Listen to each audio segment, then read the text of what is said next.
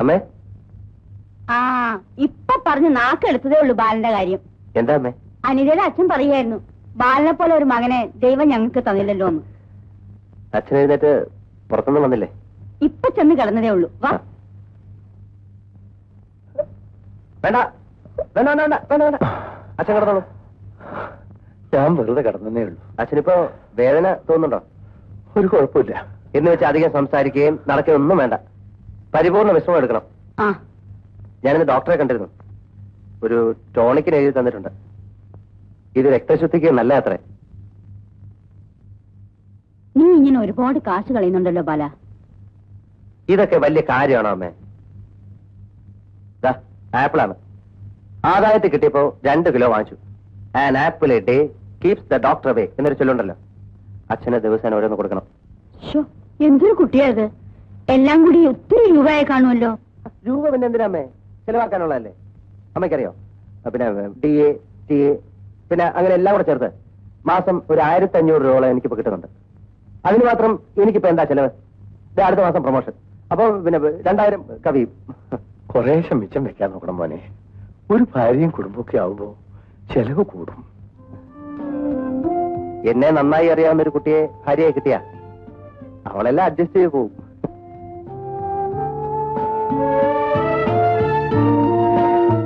നീ ഇതൊക്കെ വാങ്ങിച്ചോണ്ടുവന്നത് അനിത അറിയണ്ട. അവള് ബഹളം ഉണ്ടാക്കും.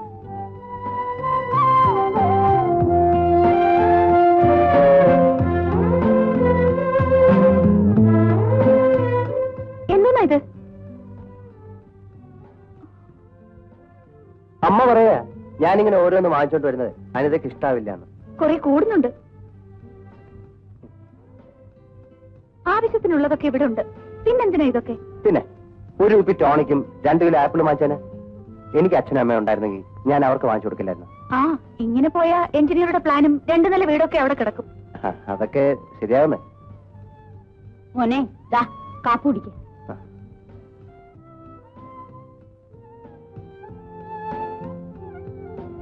അമ്മേ റേഷൻ വാങ്ങിക്കണ്ടേ? കാശ് റേഷൻ കാർഡും തന്നാ ഞാൻ പോയി വാങ്ങിച്ചോണ്ടിരാം. അത്ര തന്നെ. ഞാൻ വാങ്ങിച്ചു മോനെ. കാശ് തന്നാൽ വല്ല മണ്ണെണ്ണയോ സോപ്പോ വേണമെങ്കിൽ വാങ്ങിക്കാം. ഇവിടെ ഇപ്പൊ ഒന്നും വേണ്ടെങ്കിലോ? ഇതൊരു കാര്യം പറയാം. ഇവിടെ എന്ത് ആവശ്യം ഉണ്ടെങ്കിലും ഞാൻ ചെയ്യും. അതെന്റെ ഒരു സന്തോഷവും അവകാശവും ഒക്കെയാണ്. അനിത ഇടപെടണ്ട. നടക്കണം. മോനെ വരുമ്പോ ഒരു നാണയും മംഗളവും കൂടെ വാങ്ങിച്ചോണ്ടേ. സ്നേഹപ്രതിജ്ഞ എവിടം വരെ ആയോ എന്തോ.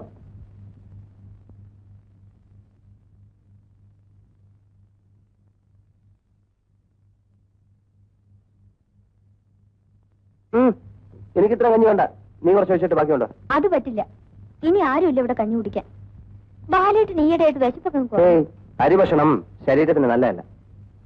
നിന്നെ ഇവിടെ ഇപ്പൊ കാണാനേ കിട്ടുന്നില്ലല്ലോടാ ബാലോ ബാല. പിന്നെ മുത്തശ്ശി ആശാരിമാരെ കിട്ടാനില്ല. വീട് പണി തുടങ്ങട്ടെ. ഞാനിപ്പോ അതിനു വേണ്ടി ഇങ്ങനെ. അതിന് ലോണ് കിട്ടിയോ?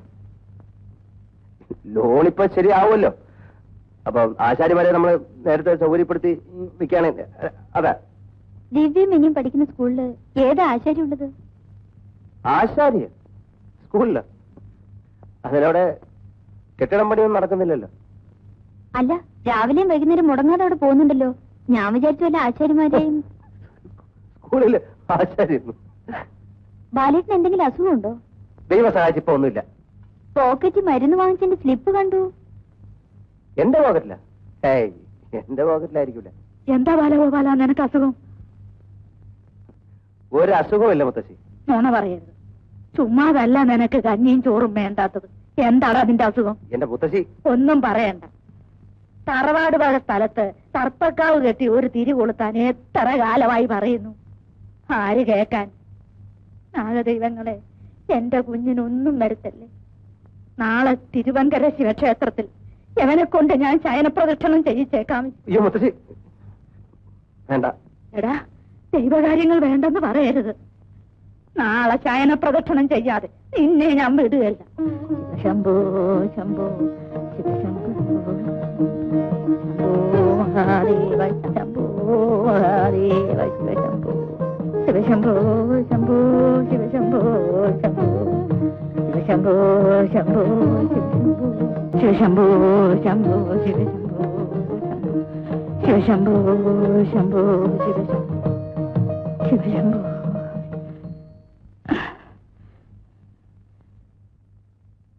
മോനെ, എല്ലാവിധ ഐശ്വര്യവും സമ്പത്തും സമൃദ്ധിയും തരണമെന്ന് കണ്ണടച്ച് ഈശ്വരനോട് പ്രാർത്ഥിക്കും. ഭഗവാനെ, എന്റെ അനിതയുടെ കല്യാണം എത്രയും പെട്ടെന്ന് നടത്തി തരണേ.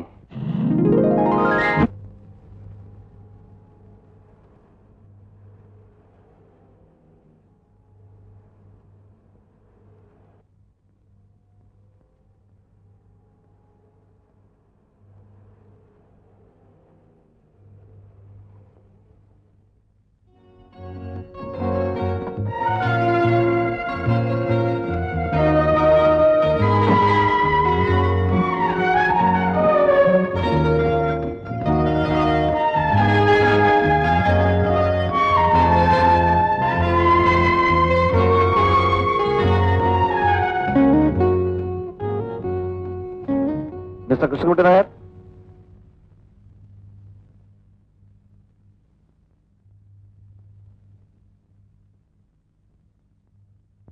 ആരാ?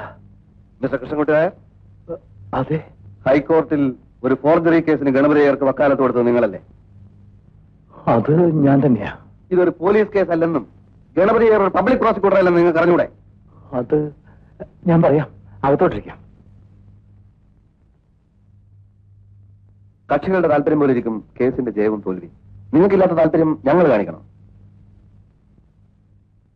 സാറിന് മനസ്സിലായില്ല. ഞാൻ ഗണപതിയരുടെ ജൂനിയറാണ്. പക്ഷെ വളരെ കോംപ്ലിക്കേറ്റഡ് ആയിട്ടുള്ള കേസുകൾ ഞാനാണ് അറ്റൻഡ് ചെയ്യാറുള്ളത്. അഡ്വക്കേറ്റ് രാമകൃഷ്ണൻ. ഇങ്ങോട്ടിരിക്കാം. ഇരിക്കുന്നില്ല. എനിക്ക് ഡിസ്ട്രിക്ട് കോർട്ടിൽ ചില ജഡ്ജ്മെന്റ്സ് പഠിക്കാനുണ്ട്. കുറച്ച് ദിവസം കൂടെ കാണും. നിങ്ങളൊന്ന് മനസ്സിലാക്കണം. കക്ഷികളെ തേടിപ്പിടിച്ച് വക്കാലത്തെടുക്കേണ്ട ഗതികേട് ഗണപതിയർക്കില്ല. എനിക്ക് തീരെയില്ല. കുറച്ച് സാമ്പത്തിക എങ്കിൽ അപ്പീൽ കൊടുക്കാൻ പോകരുതായിരുന്നു. അയ്യരുടെ ഫീസ്, കോടതി ചെലവ്, അടുത്ത ആഴ്ച വരാം എന്ന് പറഞ്ഞിട്ട് നിങ്ങൾ മുങ്ങിക്കളയാണ് ഉണ്ടായത്. 2 ദിവസത്തിനകം എല്ലാം ശരിയാക്കാം. മിസ്റ്റർ കൃഷ്ണൻകുട്ടി നായർ, ഗണപതിയർ ഈ കേസ് ഏറ്റെടുത്തു എന്നറിഞ്ഞപ്പോ തന്നെ എതിർകക്ഷി ശിവരാമൻ ആകെ വരണ്ടിരിക്കുകയാണ്. പല ഭാഗത്തു നിന്നും പല രീതിയിലും പ്രഷറുണ്ടായി വക്കാലത്ത് എടുക്കാതിരിക്കാൻ. അതുകൊണ്ട് തന്നെ ഗണപതിയർക്ക് വാശിയായി. പക്ഷേ ഒരാഴ്ചക്കകം നിങ്ങൾ കാശുമായി വന്നില്ലെങ്കിൽ നിങ്ങളുടെ കേസ് കേട്ടെടുത്ത് ചവറ്റുകൊട്ടയിലെറി. ഇനി വല്ലതുണ്ടോ അച്ഛാ ഇവിടെ വിറ്റ് പെറുക്കാൻ? വീട് ജപ്തി ചെയ്യാൻ കടക്കാർ എപ്പോഴാണ് വരുന്നതെന്ന് അറിയില്ല.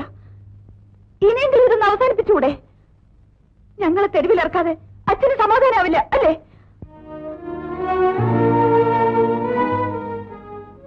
മകളായിരിക്കും അല്ലേ? Smart and beautiful. തന്നെ ഒരാൾ കാണാൻ വന്നിട്ടുണ്ട്. സ്ത്രീയാണോ പുരുഷനാണോ?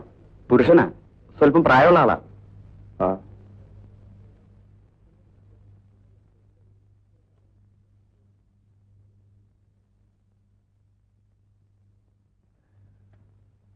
എന്താ തിരക്കിലാണോ? സാരമില്ല. എന്താ വിശേഷം? അകത്തേക്ക് ഇരിക്കാം. വേണ്ട, ഞാൻ ബാലനോട് പറയാൻ പാടുണ്ടോന്ന് എനിക്കറിയില്ല. പക്ഷെ എന്തോ പരിചയപ്പെട്ടപ്പോ തന്നെ സ്വന്തം കുടുംബത്തിലൊരാളാണ് ബാലൻ തോന്നി. എങ്കിൽ മുഖവരെ ഒന്നും വേണ്ടല്ലോ, കാര്യം പറഞ്ഞോളൂ.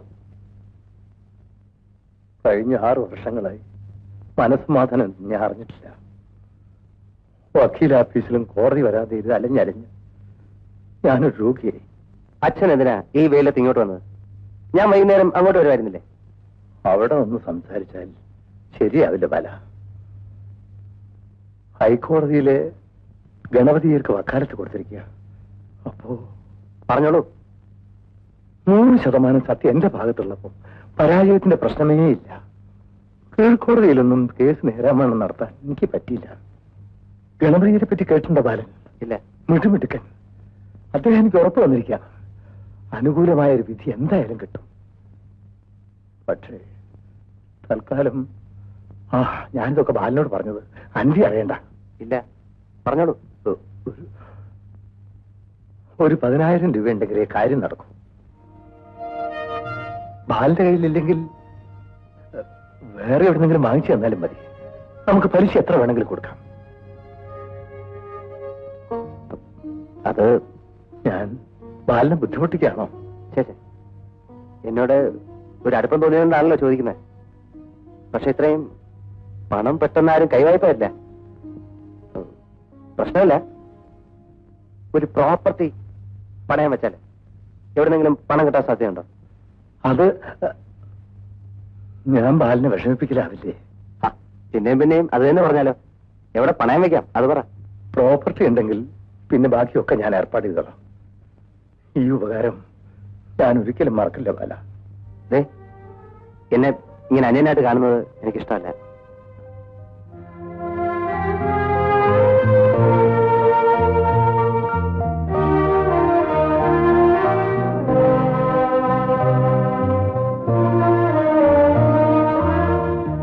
ഓക്കെ, ഇതാ താങ്ക്സ്.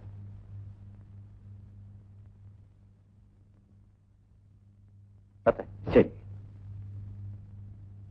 അനിധി എവിടെ? അവൾ അടുക്കളയിൽ നിന്ന് കഴിച്ചോളാണ്. ഇന്ന് വിളിക്കാവളെ. അത് കൊള്ളാം. ബാലനെന്താ പുറത്തുള്ള ആളാണോ? മോളെ, അച്ഛൻ വിളിക്കുന്നു. ഈ കൂട്ടാൻ വളരെ നന്നായിരിക്കുന്നു. ഞാൻ വെച്ചതല്ല, മോളുണ്ടാക്കിയതാ. ഇവ ഉണ്ടാക്കിയ വായ നോക്കാൻ കൊള്ളില്ല. പക്ഷെ എന്റെ മോള് പഠിക്കാനും പഠിപ്പിക്കാനും മാത്രമല്ല പാചകകലയിലും മിടുപിടിക്കുക. നിനക്ക് എന്താ മോളെ ഇവിടെ വന്നിരുന്നാല്? ബാലനെന്താ അന്യനാണോ? എന്റെ മോനാണ്. ഇന്നത്തെ കാലത്ത് ഇത്രയും സ്നേഹമുള്ള ചെറുപ്പക്കാരനെ മഷിയിട്ട് നോക്കിയാൽ കാണില്ല. ബാലേട്ടൻ കുറച്ച് ഊറ് കൊണ്ടുകൊടു. മതി, ഒരുപാട് കഴിച്ചു. എന്റെ ഒരു സന്തോഷത്തിനാ. കുറച്ച് നോക്കി നിൽക്കാതെ വിളമ്പ് മോളെ. മതി മതി.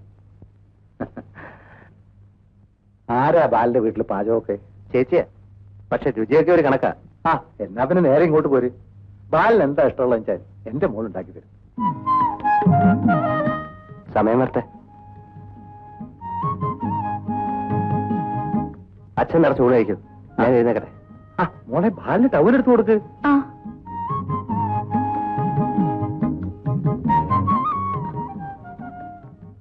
അച്ഛന് വലിയ ഇഷ്ടമായിരിക്കാണല്ലോ ആളിനെ.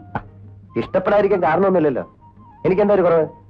MA കാരനല്ലേ, സൽസ്വഭാവിയല്ലേ, സ്മാർട്ട് അല്ലേ, കണ്ടവന സൗന്ദര്യല്ലേ? 2000 രൂപ ശമ്പളവും അല്ലേ? ഓ, അതോ അത് അച്ഛനും അമ്മയ്ക്കും എന്നെ പറ്റി ഒരു മതിപ്പുണ്ടാവാൻ ഞാനൊരു നുണ പറഞ്ഞതാ. അച്ഛന്റെ മനസ്സിൽ എന്തൊക്കെയോ ഉണ്ട്. എന്ത് ആവോ എനിക്കറിയില്ല. ചിലപ്പോ സുന്ദരനും സൽസ്വഭാവിയുമായ ഒരു MA കാരനെ കൊണ്ട് മകളെ കെട്ടിക്കുന്ന കാര്യമാവാം. പിന്നെ ആരെ?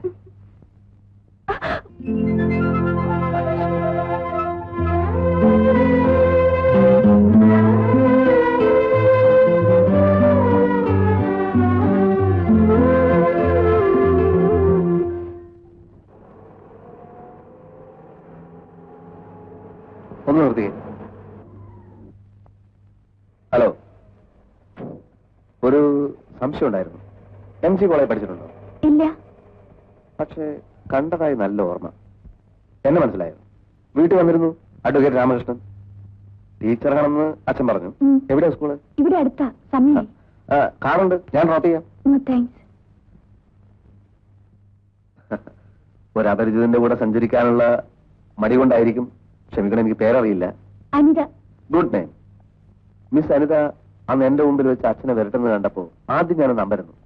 പക്ഷെ മിസ്റ്റർ കൃഷ്ണൻകുട്ടിനാരുടെ ചരിത്രമൊക്കെ അറിഞ്ഞപ്പോൾ അത് ആവശ്യമാണെന്ന് മനസ്സിലാവുകയും ചെയ്തു. But I can save him. നിങ്ങളെപ്പോലെ എത്രയോ വക്കീലന്മാർ അച്ഛന്റെ കാശുകൊണ്ട് ഓരോ കര പറ്റിയിട്ടുണ്ട്. അവരും പറഞ്ഞിരുന്നത് അച്ഛനെ സേവ് ചെയ്യുമെന്നാണ്. You are thoroughly mistaken miss Anita. ഞാൻ വക്കീൽ പണി ചെയ്യുന്നത് വെറും ഒരു ത്രില്ലിന് വേണ്ടിയാണ്. അനിതയുടെ അച്ഛനാണല്ലോ. അദ്ദേഹത്തെ രക്ഷിക്കാൻ എനിക്കിപ്പോ ഒരു പ്രത്യേക താല്പര്യവും തോന്നുന്നു. മനസ്സിലായില്ല. എന്തോ അങ്ങനെ തോന്നുന്നു.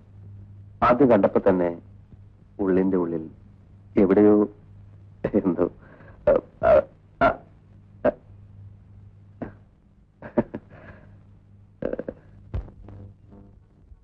സാർ, ധനലക്ഷ്മി വന്നിട്ടുണ്ട്. 5 സീരീസ് 17 ലക്ഷം രൂപ. ധനവർഷം വന്നിട്ടുണ്ടോ? അത് 1 ലക്ഷം ഉള്ളൂ സാർ. 1 ലക്ഷം ഉള്ളൂ? അതെ. ഈ 17 ലക്ഷത്തിന്റെ എത്ര രൂപ? 3 രൂപ സാർ. 3 രൂപ? അതെ. സാധാരണക്കാരൻ എങ്ങനെയാണോ ലോട്ടറി എടുക്കുന്നത്? 17 ലക്ഷം രൂപയില്ലേ സാർ? അച്ഛനെ അത് അടിച്ചാലല്ലേ ഉള്ളൂ. അത്രേ ഉള്ളൂ. ഇത് എന്നാ നറുക്കെടുപ്പ്? ഒക്ടോബർ 11-ന്. ഒക്ടോബർ 11 ആകുമ്പോ 1, 2 ഒന്നെടുക്ക്. ഇത് അടിക്കും അച്ഛനെ? അടിക്കും സാർ. അടിക്കും. താൻ പറയാത്തതിന്റെ കുഴപ്പ. സാർ ഒന്ന് നിൽക്കും. ഒരത്ഭുതകരമായ വിശേഷ ഫലമുണ്ട് പറയാൻ. കുറെ പേര് നോക്കി പറഞ്ഞ സാർ, കാശിന് വേണ്ടിയല്ല, ഒറ്റ കാശ് എനിക്ക് ആവശ്യമല്ല. ഇതുവരെ ആരുടെ മുഖത്തും കാണാത്ത ഒരു വിശേഷ ലക്ഷണമുണ്ട് സാർ ഈ മുഖത്ത്. സാർ ലക്ഷപ്രഭുവാകാൻ പോകുന്നു. നടക്കുന്ന കാര്യമല്ല പറയാശാനെ. ബുധനും ശനിയും സന്ധിക്കുന്ന അപൂർവമായ മേടരാശിയിൽ താങ്കൾ ലക്ഷങ്ങളുടെ അവകാശപത്രം കൈപ്പറ്റിയിരിക്കുന്നു. ശരി, കൈപ്പറ്റി എന്ന് വിചാരിക്കുക. ഇന്നേക്ക് കൃത്യം, അതായത് ഒക്ടോബർ 11-ാം തീയതി പ്രഭാതം പൊട്ടിവിടരുമ്പോൾ താങ്കൾ ലക്ഷങ്ങളുടെ ഉടമയായിരിക്കും. ഒക്ടോബർ 11-ാം തീയതി. ചേടാ, ഞാൻ പോന്നു സാർ. ഞാൻ പറഞ്ഞത് ഫലിക്കുമെങ്കിൽ അന്ന് സാറിനെ അന്വേഷിക്കും. എനിക്ക് കാശ് വേണ്ട. അല്ല, നിങ്ങളുടെ നാവ് പൊന്നായിരിക്കട്ടെ. എന്റെ കയ്യിൽ വേണ്ട. അല്ല അല്ല, എനിക്ക് ലോട്ടറി അടിച്ചാ ഞാൻ നിങ്ങളെ വീണ്ടും കാണുന്നതായിരിക്കും. നാരായണ നാരായണ.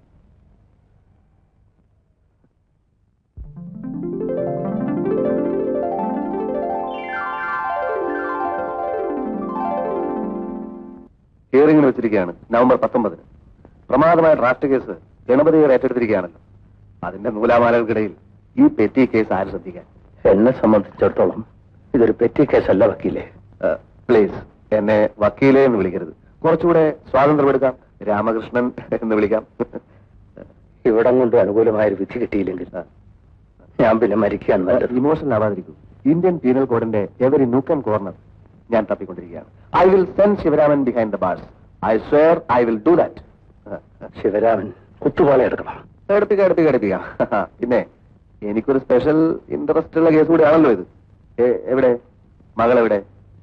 കേസിന്റെ ഡെവലപ്മെന്റ്സ് ഒക്കെ പറഞ്ഞു കൊടുക്കാം. അവർക്കൊരു സന്തോഷാവട്ടെ. അവള് സ്കൂളിൽ നിന്ന് വരാൻ സമയമാവുന്നതേ ഉള്ളൂ. സാരമില്ല, വരട്ടെ. ഞാൻ കുറച്ച് ദിവസം ഇവിടെ ഉണ്ട്. ദിവസേന വരാം. കേസ് വിശദമായി പഠിപ്പിക്കാം. അത് ബുദ്ധിമുട്ടാവില്ലേ? വക്കീൽ താമസിക്കുന്ന സ്ഥലത്ത് ഞാൻ വരാം. വക്കീലല്ല, രാമകൃഷ്ണൻ. എന്റെ നാവുന്ന് അങ്ങനെ വരൂ. അത് മാറ്റണം. ശ്രമിക്കാം. ശ്രമിച്ചാ പോരാ, ശീലിക്കണം.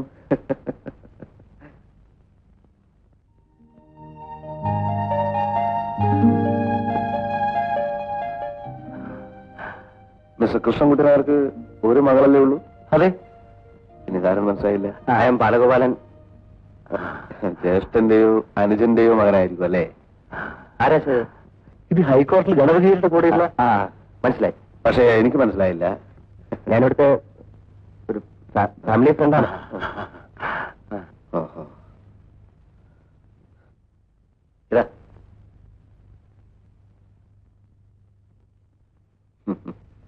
I am advocate Ramakrishnan. നമ്മൾ ഇന്നലെ പരിചയപ്പെട്ടല്ലോ. എന്താ ഇവിടെ? ഇന്നലത്തെ പരിചയപ്പെടൽ പൂർണ്ണമായില്ല എന്നൊരു തോന്നൽ. മനസ്സിലായില്ല. നിങ്ങൾക്ക് ഇവിടെ എന്ത് ശമ്പളം കിട്ടും? അത് എന്താ കാര്യം? ശമ്പളം എത്രയെന്ന് പറയൂ. തുച്ഛമായ എമൗണ്ട് ആയതുകൊണ്ട് പറയാനുള്ള മടിയാണോ? എന്റെ ശമ്പളക്കാര്യം നിങ്ങൾക്ക് അറിഞ്ഞിട്ട് എന്ത് കാര്യം? മാത്രമല്ല, വേറൊരാളുടെ ശമ്പളത്തെ പറ്റി ചോദിക്കുന്നത് ഒരു നല്ല പരിപാടിയല്ല. നിങ്ങൾ ധാരാളം ശമ്പളം വാങ്ങുന്ന ആളാണെന്നുള്ള ഒരു ധാരണ മിസ്റ്റർ കൃഷ്ണൻകുട്ടി നായർക്കുണ്ട്. സ്ഥിതിഗതികൾ കണ്ടപ്പോ അത് ശരിയല്ലെന്ന് എനിക്ക് തോന്നുന്നു. അയാളുടെ മകളുമായിട്ട് എന്താണ് പ്രശ്നം? നിങ്ങളുടെ ഈ വിസ്തരിക്കലിന്റെ ഉദ്ദേശം എന്താ? ഇത് കോടതിയൊന്നുമല്ല. കോടതി അല്ലാത്തത് കൊണ്ടാണ് ഞാൻ ഇത്രയും സംയമനം പാലിക്കുന്നത്. കോടതി ആയിരുന്നെങ്കിൽ എങ്കിൽ ആദ്യത്തെ ക്രോസിംഗിൽ തന്നെ അനുകൂലമായൊരു വിധി ഞാൻ നേടിയെടുത്തേനെ. ശരി, എനിക്ക് ജോലിയുണ്ട്. ഇതിനേക്കാൾ വലിയ ജോലി മാറ്റിവെച്ചിട്ടാണ് ഞാൻ ഇങ്ങോട്ട് വന്നത്. മിസ്റ്റർ ബാലഗോപാലൻ, ഞാൻ തുറന്നു പറയുകയാണ്, അനിതയെ എനിക്കിഷ്ടമാണ്. ഞാൻ കണ്ടുമുട്ടിയിട്ടുള്ള എത്രയോ പെൺകുട്ടികൾക്കില്ലാത്ത ഒരു പ്രത്യേകത അനിതയ്ക്കുള്ളതായി എനിക്ക് തോന്നുന്നു. തോന്നണ്ടെന്ന് ഞാൻ പറഞ്ഞില്ലല്ലോ. ഇതൊക്കെ എന്നോട് തന്നെ പറയുന്നത്. അനിതയുടെ നല്ല ഭാവിക്ക് നിങ്ങളൊരു വിലങ്ങ് തടിയാവരുത്. നിങ്ങൾ അനിത രക്ഷകനോ? ഒന്ന് പോയ മിസ്റ്റർ, എനിക്ക് ജോലിയുണ്ട്. മിസ്റ്റർ ബാലഗോപാലൻ, നിങ്ങൾ പോയേ.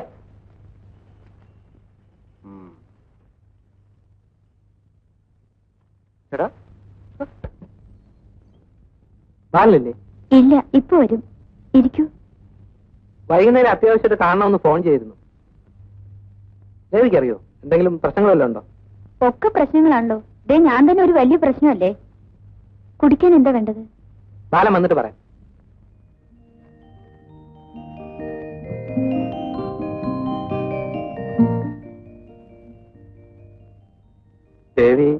SSLC കഴിഞ്ഞിട്ട് നിർത്തിയല്ലേ? അതെ. എന്താ കൂടുതൽ പഠിക്കാൻ? ഞാൻ പഠിക്കാൻ ബുദ്ധിയുണ്ടേ. 3ാമത്തെ തവണയാ SSLC തന്നെ ജയിച്ചത്. ചേച്ചിയും കുട്ടികളും എവിടെ? ചന്ദ്രേട്ടൻ വന്നിരുന്നു. എല്ലാരും കൂടെ സിനിമയ്ക്ക് പോയി. ദേവിക്ക് സിനിമ ഇഷ്ടല്ലേ? ഇഷ്ടമൊക്കെ തന്നെ, പക്ഷെ എന്നെ വിളിച്ചില്ല. പിന്നെ എനിക്കിന്ന് പുതിയ കല്യാണാലോചനയൊന്നും കൊണ്ടുവരാത്തെ?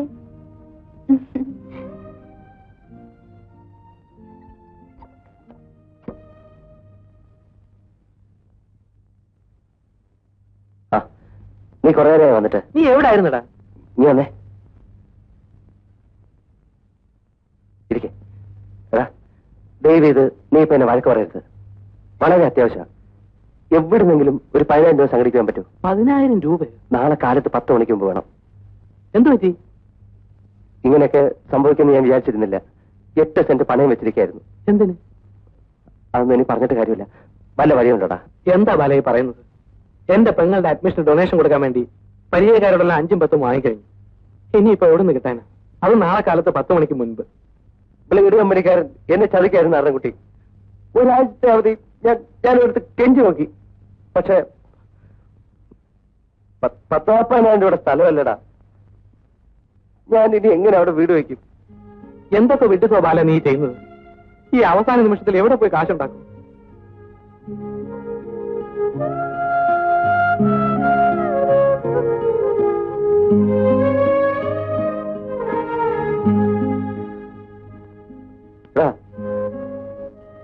പോട്ടല്ലേ? അല്ലാതെ നോക്കിപ്പം എന്ത് ചെയ്യാൻ പറ്റല്ലേ? ബാല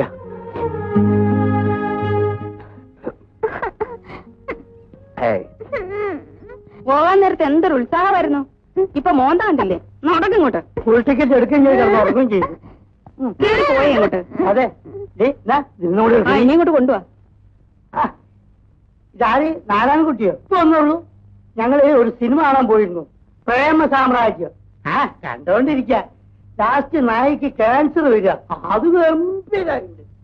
സ്റ്റണ്ട് ഞാൻ വിചാരിച്ച അത്ര നന്നായില്ല, എന്നാലും ഒപ്പിച്ചിട്ടുണ്ട്. വല്ലാതെ വിശക്കണ്. ഊണിരിക്കട്ടോ? ഉണ്ണണം വേണ്ട? ഓ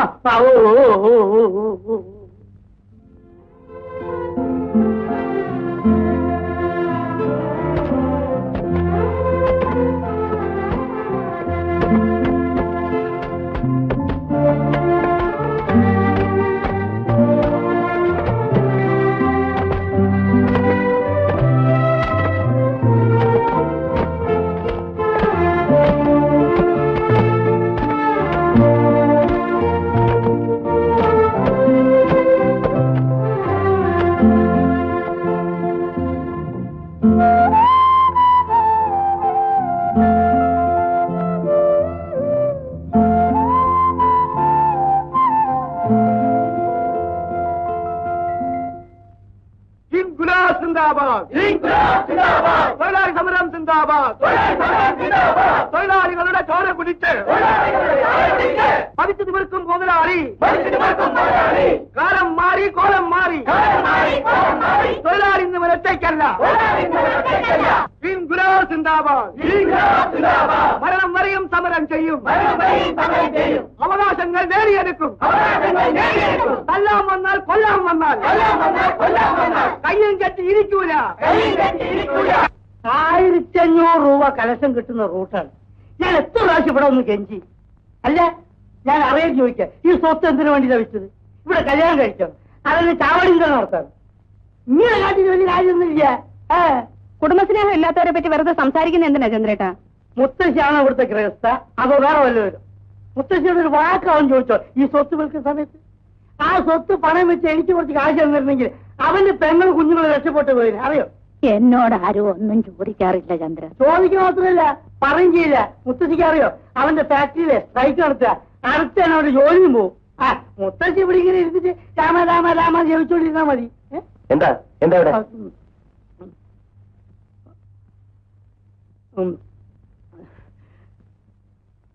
പറയാ, നിന്റെ ചേച്ചിയുടെ ഭർത്താവാണെന്ന് പറയുന്നതിനാണല്ലോ ഞാൻ ചെറിയൊരു കാര്യം ചോദിച്ചോട്ടെ.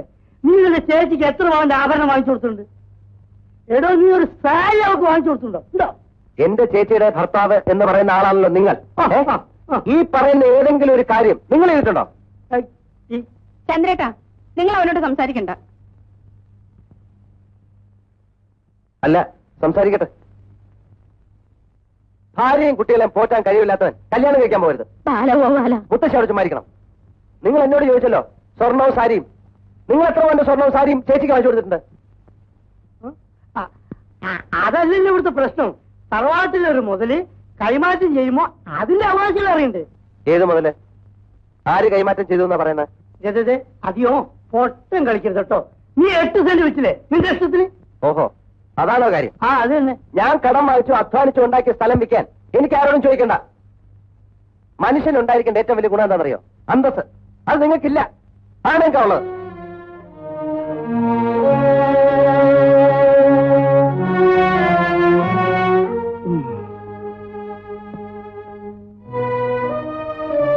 പിള്ളേരെ പുസ്തകങ്ങളൊക്കെ എടുത്തോണം. പോവാം. അമ്മ നമ്മൾ എങ്ങോട്ടാ പോണേ? നമ്മൾ നമ്മുടെ വീട്ടിലേക്ക്. അപ്പൊ ഇത് നമ്മുടെ വീടല്ലേ? അയ്യ, ഇത് നമ്മുടെ വീട്ടിൽ ഒരൊറ്റ വീക്കം കയറും. പറയുന്ന അനുസരിച്ചാ മതി. ബാഗൊക്കെ എടുത്തോട്ടെ. നീ കൂടെ ഇറങ്ങി വരുന്നുണ്ടോ? ഒന്ന് ക്ഷമിച്ചൂടെ എന്റെ ചന്ദ്ര? ഇനി വയ്യ മുത്തശ്ശി. ഒരു അടിയോട് പറഞ്ഞ വർത്തമാനം എന്നോട് പറഞ്ഞത്. ഒന്നിന് 4 പെങ്ങൾക്ക് ചോറ് കൊടുക്കണ്ടവന്നില്ലേ അല്ലേ? മാത്രം എന്റെ കുഞ്ഞുങ്ങളെ പിരിഞ്ഞിരിക്കാൻ വയ്യ. എന്റെ മോനെ ചേച്ചി, ഈ കുട്ടികളെങ്കിലും ഇവിടെ നിൽക്കട്ടെ ചേച്ചി. അവരുടെ പഠിത്തം. ഓ, അവരത്രയൊക്കെ പഠിച്ചാ മതി ബാല. കഴിവില്ലാത്തവരല്ലേ. നടക്കും പിള്ളേരെ.